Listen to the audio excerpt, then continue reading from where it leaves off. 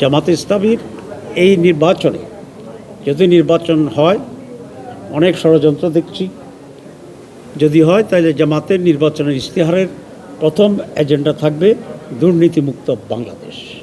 এবং এটা আমরা করতে পারবো এই জন্য যে আমরা অলরেডি টেস্টেড, ছোটোখাটো যেখানে যেখানে আমরা ছিলাম আমাদের নেতৃবৃন্দ এবং আমাদের লোকেরা দুর্নীতি করে নাই, এবং আমাদের দলে দুর্নীতি করলে দল থেকে বহিষ্কার হয়ে যায় এই আইন এবং নীতি আমরা ফলো করি।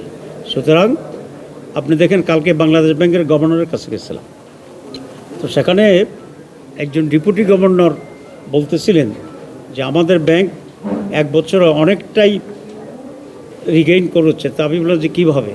বলে যে আগে যে লুটপাটটা হইতো এই 11 মাস লুটপাট হয়নি।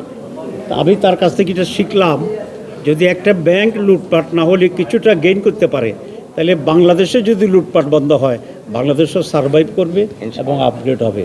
That would be the first agenda of আমাদের জামাতে ইসলামীর, করাপশন ফ্রি বাংলাদেশ। অন্যান্য যেগুলো আছে সেগুলো আজকে ব্যাখ্যা দিলাম।